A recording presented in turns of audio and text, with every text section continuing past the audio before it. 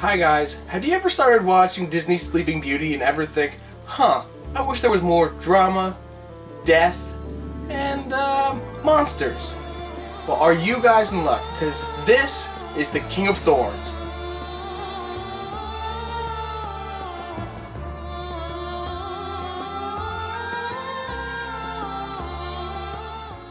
King of Thorns is an anime movie made by the studio who was behind Cowboy Bebop and Code Geass. It was also directed by Kazuyoshi Katayama, who was the director of Appleseed and The Big O. So far, this movie is sounding pretty darn promising. Now, this movie is a modern-day take on Sleeping Beauty, with a twist, but I'll save that for the end of the video when I actually talk about it at the end of the video. So we start off the movie in New York City with faint glimpses at something coming closer and closer to the screen, but what you find out fast is that it's a woman committing suicide. But it takes a quick turn and her body turns what to look like ash or broken stone. Well, it turns out there's a virus called the Medusa virus that turns your body to stone within 12 hours of the first sign. There are unfortunately no cures, but like a miracle of God, there's a man who comes and says that him and his company can cure it.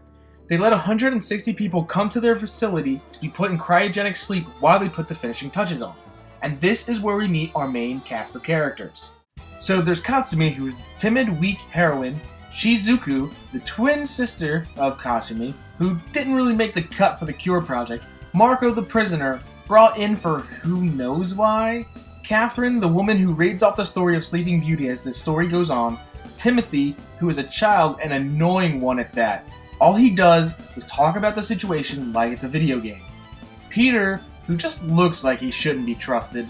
Alexandra, who is a politician who bought his way onto the facility. And Ron Portman, who is the leader of the gang. Oh, and finally, Ivan, who is our villain of the movie. So, after meeting everyone, they all go to the capsules to be flash frozen while they find a cure for the virus.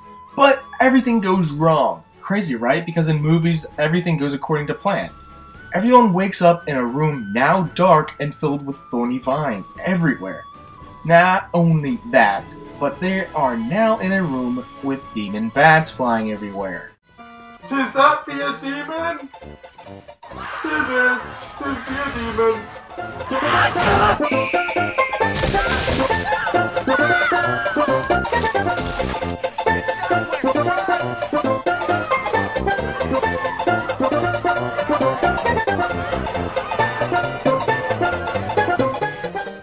So then our gang of misfits join together and try to find a way out.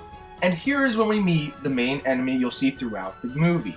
It's actually not a bad enemy. It grabs hold of someone and uses its tongue to crush its head. It's really f***ed up if you think about it. But for me, it's the name that ruins it. A Demonsaurus. That's dumb. No, that's the dumbest thing I've ever heard.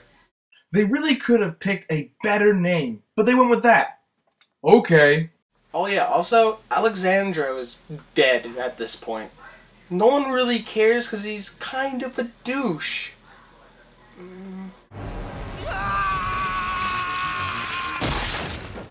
So they find a spot to hide out for a while and start to rest up. That's also when they find out that Peter, like I thought, shouldn't be trusted. It turns out that he led him to a spot so that he could figure something out. He takes Kasumi hostage and leaves the group with Kasumi and takes an elevator. He then remembers that he's seen her before and freaks out. He says that he's seen her coming out of an elevator with the vines. Hearing this, Kasumi relaxes in hearing that her twin sister is still alive. Now back with the group, as they're gearing up, Catherine actually finds out that it's only been 2 days since they've been asleep. Knowing that, they wonder what could have happened to make all this happen in such a short time. They escape, but barely. But they get separated from Marco. But that actually turns out to be his plan. Now, just a little warning, this next scene actually did scare me a little bit. You guys might be okay since you're not watching the movie straight out, but it scared me pretty bad. Now promise.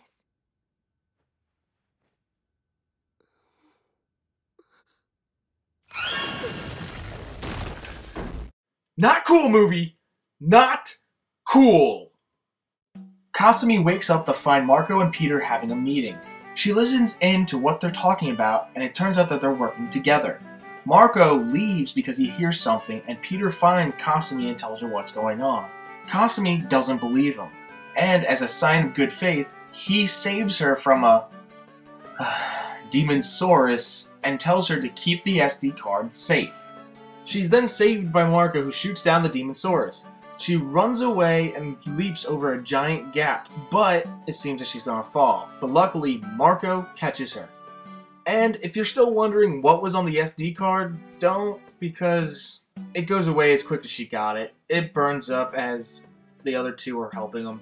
And now the group is all together! Now that everyone is back together, they hide in a room with only one exit, which is the same way they came from. But fortunately, Ivan, our villain, charges in and shows them the secret exit. He tries to escape, but in doing so, he gets cornered and ultimately dies from a fire and being pelted by rocks. Tim gets possessed and starts to run from the group. They follow and he leads them to a Demonsaurus. Marco tries to kill him, but Ron jumps in and kills it and himself in the progress.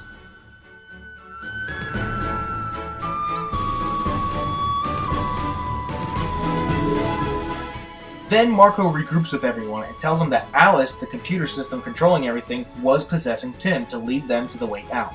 Finally out, it seems like everything is looking up for him, but Kasumi looks at the castle and realizes that Shizuku is still in there and goes in to rescue her.